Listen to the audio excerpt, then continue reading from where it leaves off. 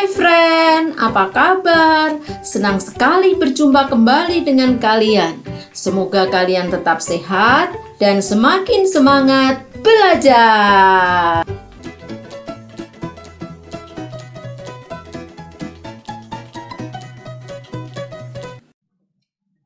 Halo guys, salam jumpa lagi. Kali ini kita akan belajar tentang unsur, senyawa, dan campuran. Dalam hidup kita sehari-hari, kita menjumpai banyak sekali bahan-bahan kimia yang ada di sekitar kita. Dalam hidup, kita tidak akan bisa lepas dari bahan-bahan kimia tersebut. Nah, untuk itu kita perlu mengetahui apa perbedaan antara unsur, senyawa, dan campuran. Mari kita ikuti pembelajarannya. Ya, seperti tampilan kita di halaman pertama ini, saya memberikan contoh belerang yang biasa bisa kita temui pada gunung berapi atau juga pada pemandian air panas. Kemudian sangat familiar dengan kita. Ini adalah gula pasir. Kita pasti menjumpai dalam hidup sehari-hari kita. Sedangkan ini air sungai. Air sungai ini nampak begitu keruh. Nah, belerang, gula pasir, air sungai, masuk yang mana? Apakah unsur, senyawa, ataukah campuran? Nah, supaya kalian lebih tahu dan lebih paham tentang unsur, kita akan membahas terlebih dahulu tentang unsur yang paling sederhana.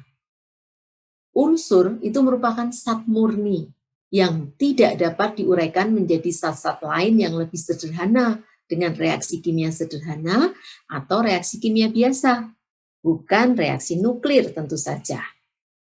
Yang kedua, unsur merupakan bahan dasar penyusun materi. Sampai saat ini kita mengenal 112 unsur. Nah, unsur itu terbagi menjadi dua. Ada yang alami, tapi ada juga yang buatan. Kalau alami, jelas ada di dalam alam. Bisa sebagai mineral-mineral di dalam tanah. Tapi untuk unsur buatan, dibuat oleh manusia secara khusus dan disengaja. Untuk unsur buatan ini nanti kita akan pelajari lebih lanjut pada saat kita sudah belajar radioaktivitas.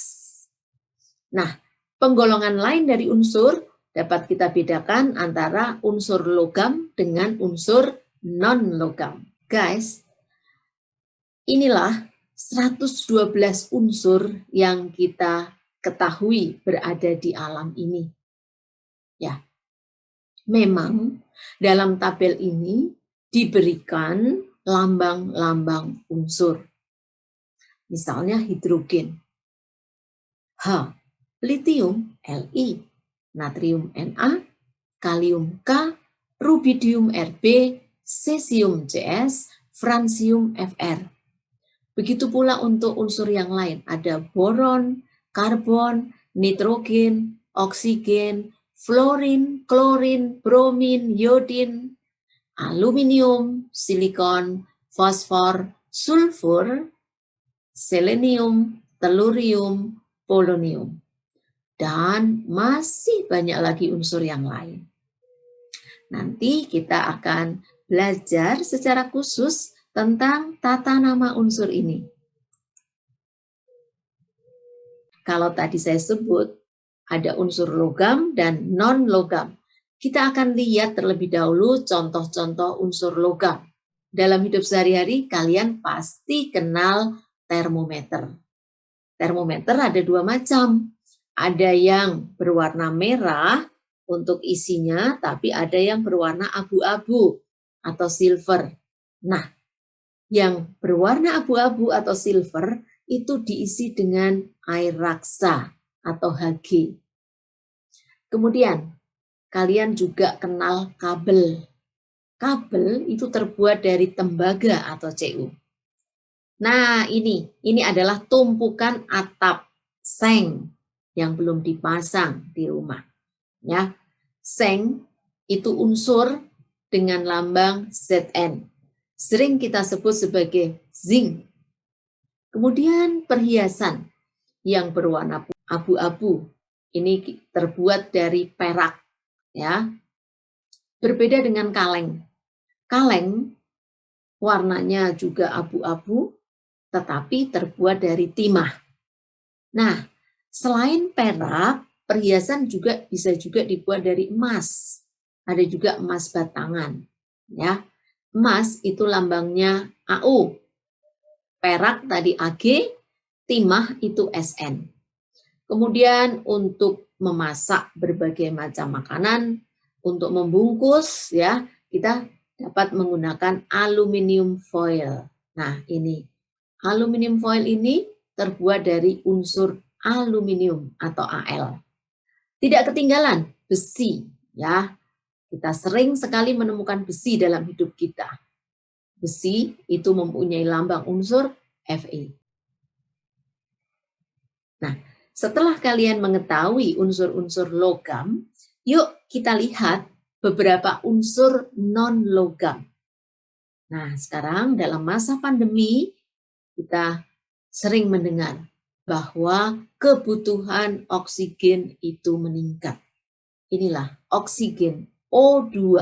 Ini merupakan unsur non-logam. Selain oksigen, kita juga kenal nitrogen. Ban mobil, ban motor bisa saja dipompa, kemudian diisi dengan udara. Tapi sekarang ada pilihan bahwa ban mobil, ban motor itu akan diisi dengan gas nitrogen. Ya, konon kabarnya ini menjadi lebih baik kalau digunakan. Katanya bannya lebih adem, ya. Kemudian untuk lampu-lampu reklame itu digunakan berbagai macam warna. Hal ini digunakan untuk menarik perhatian. Salah satu yang digunakan adalah gas neon untuk mengisi lampu ini. Gas neon itu berwarna merah. Nah, selain itu kalian juga kenal ada balon yang diterbangkan. Bisa diisi dengan unsur hidrogen atau H2. Kemudian ada fluorin, F2. Ada gas klorin, Cl2. Ada bromin yang berwujud cair pada suhu kamar. Nah, bromin ini mempunyai lambang Br. Ya. Kemudian iodin. Pada suhu kamar, iodin ini berupa padatan, ya, berwarna hitam. Tapi kalau kita sublimasikan, ya, menjadi uap berwarna ungu. Selain itu, kalian juga mengenal karbon. Karbon bisa kalian kenal macam-macam. Ada isi pensil, ada arang aktif, ya, ada arang yang digunakan untuk membakar sate. Itu semuanya karbon. Kemudian belerang atau sulfur, ya, yang mempunyai lambang atom S. Setelah kalian mengenal unsur, kita belajar tentang senyawa. Ini saya berikan gambaran air yang mengalir. Air itu adalah salah satu contoh senyawa yang paling mudah kita jumpai dan paling banyak kita butuhkan dalam hidup kita. Air itu punya rumus H2O. Ya, kalau kalian dengar tadi, kalau saya menyebutkan unsur, itu hanya ada satu jenis unsur. Ya, tapi kalau senyawa, ini juga merupakan zat murni yang dapat terurai dengan reaksi kimia biasa, membentuk zat-zat lain yang lebih sederhana. Zat lain yang lebih sederhana itu apa? Bisa menjadi unsur, tapi bisa juga menjadi senyawa yang lebih sederhana. Nah, senyawa ini merupakan gabungan dua unsur atau lebih yang terdapat dalam suatu materi yang dihasilkan melalui reaksi kimia. Jadi ada persyaratan bahwa harus direaksikan dari reaksi kimia. Guys, selain itu, senyawa juga harus mempunyai perbandingan unsur penyusun. Dan perbandingannya ini tertentu, tidak boleh asal saja. Ya. Nah, sifat unsur penyusun itu tidak akan nampak lagi dalam suatu senyawa. Dan senyawa ini tentu saja bersifat homogen atau serba sama. Kita ambil contoh senyawa yang sering kita jumpai dalam kehidupan kita. Yang pertama, natrium klorida. Kadang orang menyebutnya sebagai garam dapur. Ya. Tetapi garam dapur yang murni itulah yang kita sebut sebagai senyawa. Nanti kalau garam dapurnya sudah ada campurannya macam-macam, maka itu bukan lagi senyawa. Contoh kedua adalah gula. Sukrosa. C12, H22, O11. Itu merupakan contoh senyawa. Berikutnya adalah air aki, ya, yang digunakan untuk mengisi aki. Itu merupakan senyawa dengan rumus H2SO4. Mungkin kalian sudah sering dengar ya, H2SO4. Kemudian ada garam Inggris. Garam Inggris ini pasti berbeda dengan garam dapur. Ya, kalau garam dapur kita gunakan untuk menambah rasa pada saat memasak. Tetapi garam Inggris ini punya fungsi lain, yaitu sebagai obat pencahar. Ya. Berikutnya adalah tawas. Tawas ini dalam hidup sehari-hari kita gunakan untuk menjernihkan air, ya, salah satu fungsinya. Tawas ini punya rumus kalium aluminium sulfat. Kemudian tidak kalah menariknya yaitu asam cuka atau asam asetat CH3COOH. Ini juga sering sekali kita dapatkan dalam hidup kita. Ya, bisa digunakan untuk membuat acar, menambah rasa kalau kita makan bakso dan sebagainya. Kemudian soda kue. Soda kue ini digunakan untuk mengembangkan adonan kue. Soda kue punya rumus NaHCO3. Ada soda kue lain lagi dengan soda kaustik atau soda api yang kita sebut sebagai NaOH, natrium hidroksida. Bisa kita gunakan sebagai bahan pembuat sabun. Ya, sifatnya sangat berbeda. Jangan sekali-sekali kalian memegang soda kaustik atau soda api karena ini panas sekali. Sifatnya berbeda sekali dengan soda kue. Kalau kalian memegang soda kue itu tidak akan terjadi luka bakar. Tapi kalau soda kaustik, tanganmu akan mengalami luka bakar. Kemudian ada amonia, ya, larutan amonia. Kadang-kadang digunakan juga untuk orang yang sedang pingsan itu diberi amonia supaya mencium baunya. Amonia ini baunya sangat pesing, ya. Amonia itu salah satu komponen yang ada dalam urin kita. Maka kalau kalian pergi ke toilet dan kalian tidak menyiramnya, pasti akan berbau pesing karena ada amonia yang terdapat di dalam urin kalian. Nah, guys, ini adalah rumus-rumus kimia. Ya, kalian mungkin mendapatkan ini pada buku teks. Ya, ada Na2SO4 natrium sulfat, aluminium sulfat, kalium fosfat, timbal 2 nitrat. Kemudian untuk asam ada asam sulfat, asam nitrat, asam fosfit, asam klorida. Ya, untuk basa ada kalium hidroksida, magnesium hidroksida. Ini salah satu komponen yang terdapat dalam obat MAH. Ya, ada NaOH, itu tadi soda api, ada BaOH 2 kali, LiOH. Semuanya ini merupakan basa. Nah, ada juga urea. Kalian pasti sering nih mendengar ya, urea ini digunakan untuk pupuk. Kemudian ada gas amoniak.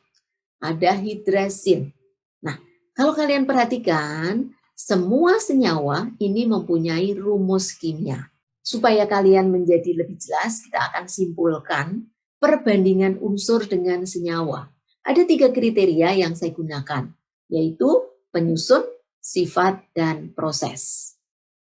Unsur itu disusun dari satu atom atau lebih yang sejenis. Jadi syaratnya harus satu jenis. Nah, kalau senyawa ini tersusun dari 2 atau lebih atom unsur yang berbeda. Jadi ini unsur itu harus sejenis, kalau senyawa ini berbeda.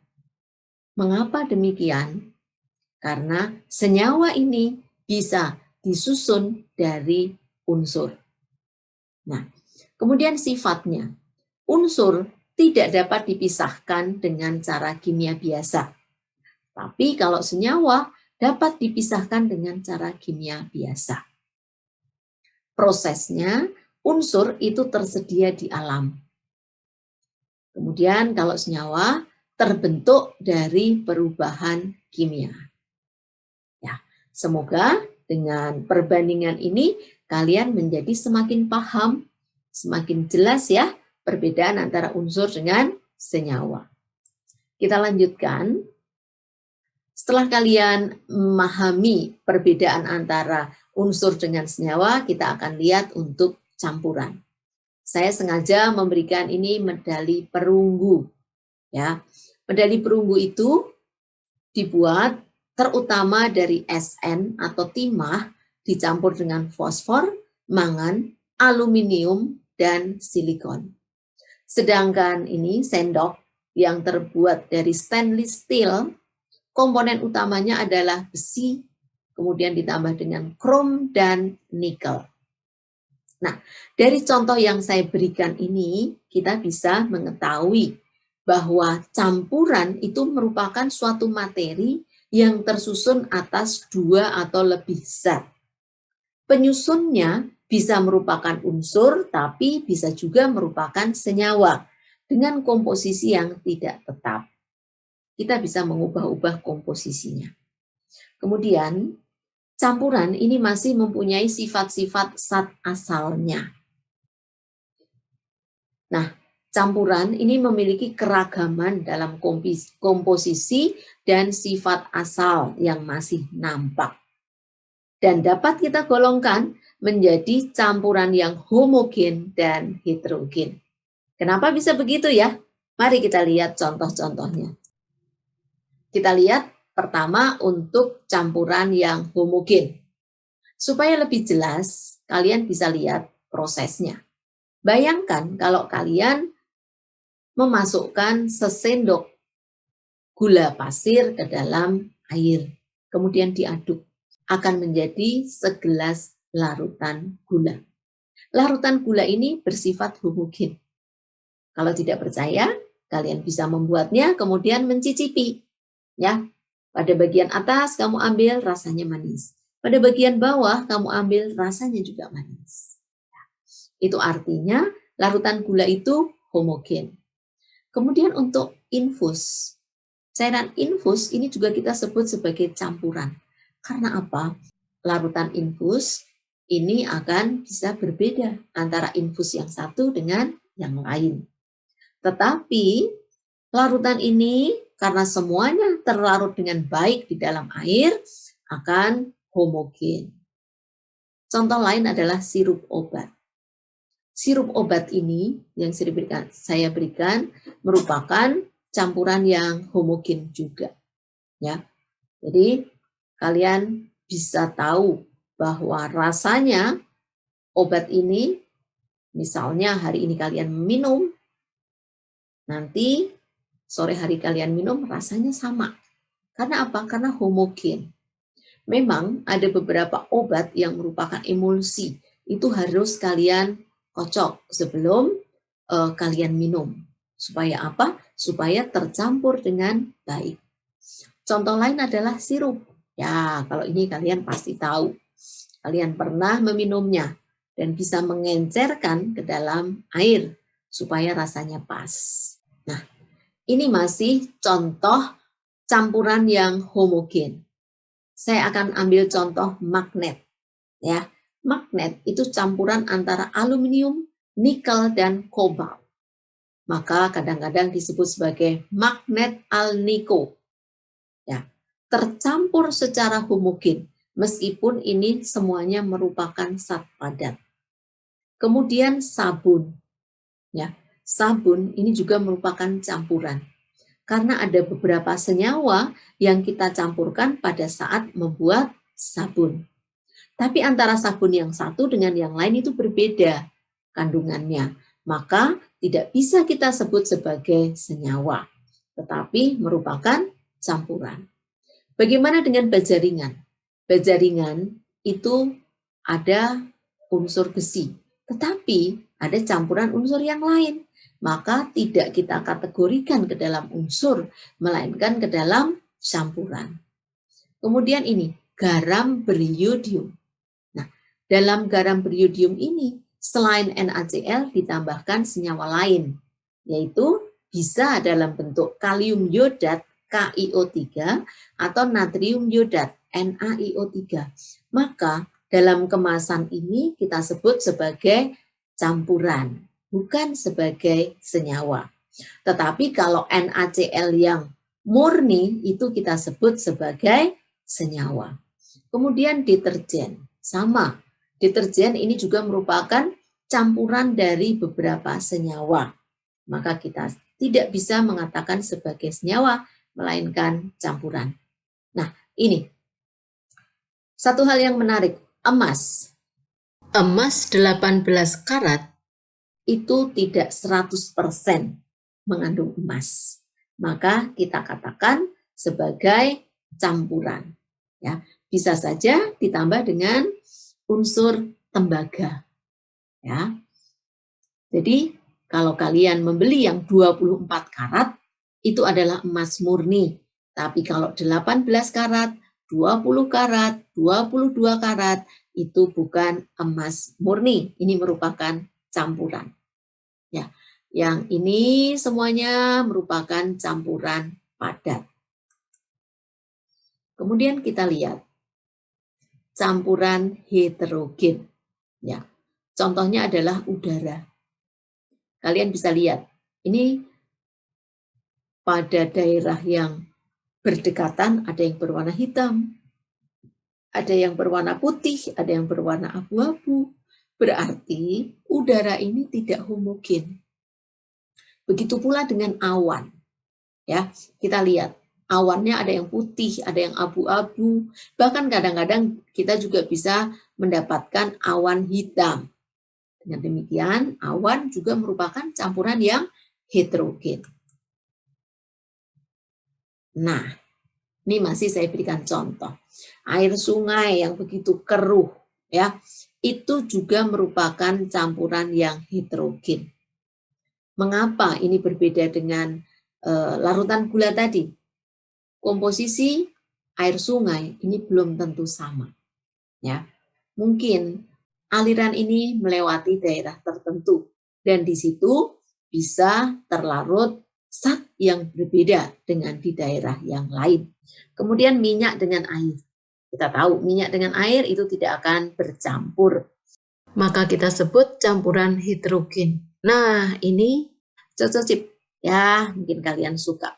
Kalian perhatikan coklatnya juga tidak homogen. Ya, ada di beberapa tempat lebih terkonsentrasi. Kemudian ini kopi tubruk, ya, ini dari air, kemudian kita tambahkan dengan serbuk kopi. Ternyata tidak semuanya terlarut dengan sempurna. Maka ini kita sebut sebagai campuran yang homogen. Nah, ini lagi nih bolus zebra sebagai teman minum kopi.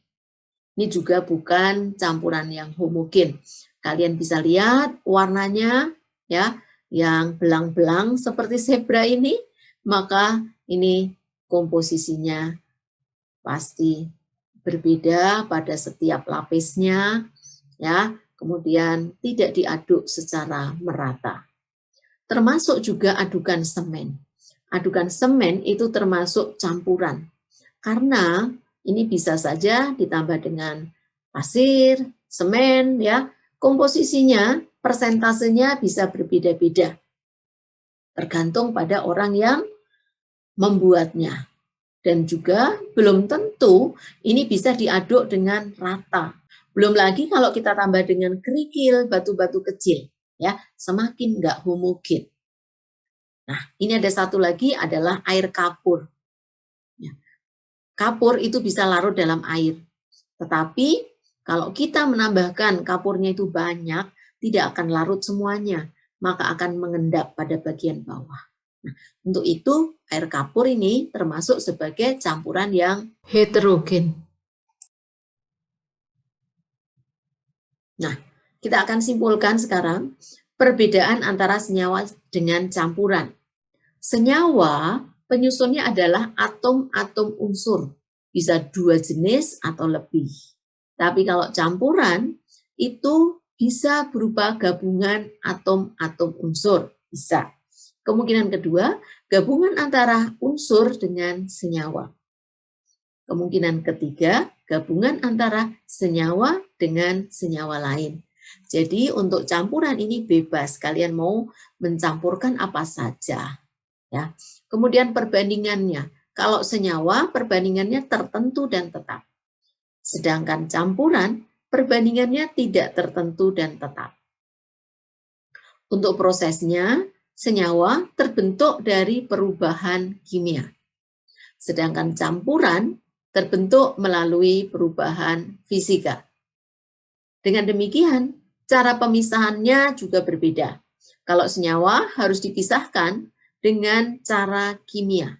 Ya, boleh kita bilang sebagai cara kimia biasa.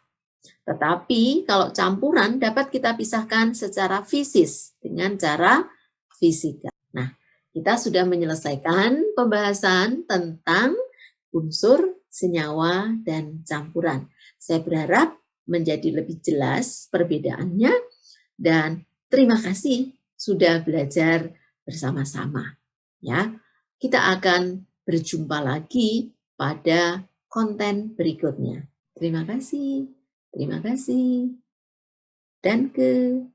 Terima kasih kalian sudah belajar bersama saya. Dan jangan lupa subscribe, like, komen, dan share. Kita akan jumpa lagi pada video selanjutnya.